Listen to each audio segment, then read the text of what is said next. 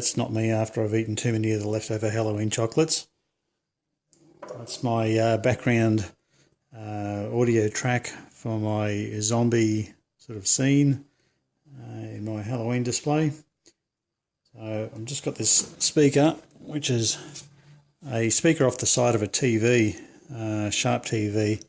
My friend Steve gets a lot of TVs he pulls out of customers' houses when he's installing a new one and throwing the old ones away, but he tends to keep the speakers for me because he knows I can use them in my display.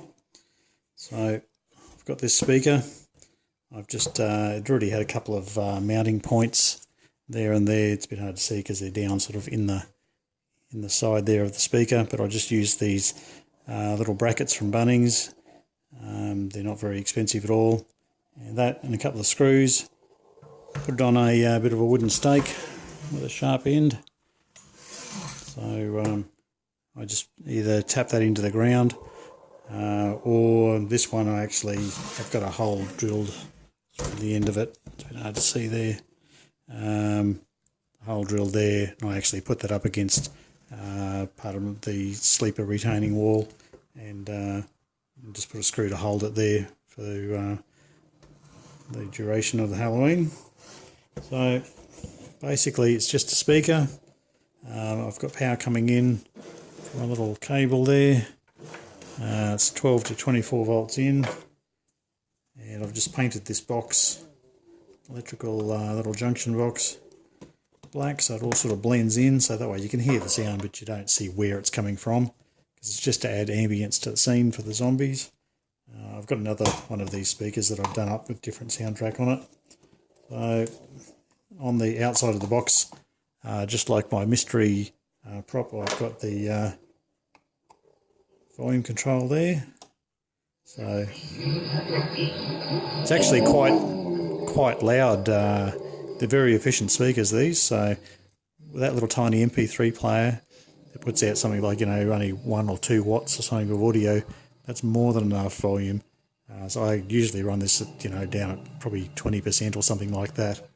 It doesn't need to be loud, just needs to give an ambience to the scene, just to make it a bit more believable, give people a bit of a creep factor. So inside the box, I've got a bit of foam just to insulate the back of the volume control, and I've got the little MP3 player board, same as the other prop, and these take a SD card. I'll just switch that off while we're working on it. So that's got a SD card, or micro SD card that just pops in the end, so I can change the track whenever I want to. Put that in there, and it's got volume on there and track settings and things like that, but these just loop the audio for as long as power's applied by default, I think that is, or maybe you just got to press the button once when you first set it up and then it remembers it. But I don't use the volume on here because that would be awkward to have to open it up, and sort of this way I can have it all hidden in behind there. Just use the volume control on there instead of having to open it up, and that way it stays pretty much waterproof. These speakers, it's quite a fine mesh on the front of the speaker, so just a bit of light rain, that's not going to worry it. And I've got the speakers for free, so if something happened and the speaker got destroyed, well, it's not a big deal. So, and I have all the wires coming out through the bottom of the box, so it's facing towards the ground that way.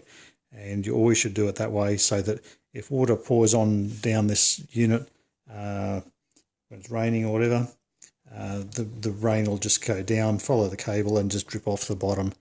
If you had to put it into the top there of the box, or into the sides even, water would track down, and even though it's a fairly tight fit around the cables, you'd end up with water bleeding in through there and slowly filling up the box, and that'd be the end of it after a while. So this way, you put the cable exit or entries at the lowest point in the box, and just do it like that. So that's another simple prop. Those MP3 player boards, literally a few dollars on eBay. If you don't have to use that external volume control like I have. I used a 50 ohm 3 watt pot. There you can probably buy them off eBay. I think I got these ones from Alltronics. That's actually the most expensive bit in the whole system there. That's probably, you know, $6 or $7 just for the 3-watt wire wound pot. You can't use a normal carbon pot for this. You need to use a wire wound pot to handle the speaker current. So yeah, nice and simple. I don't think it comes with the connector normally on this board either. I probably added those connectors on it, but I've been using this for a few years now, and it's quite handy. So if you want to add some ambient audio to your display, something that's easy to set up, doesn't really worry if it gets rained on. If you're worried about rain and this is poking in the ground still, you know, just go and put a plastic bag over the top of it, and it'll even run with the plastic bag on it, because the plastic bag's going to be acoustically transparent, so there's no problem at all with running this unit inside the plastic bag. I think I actually did that one year when it started raining.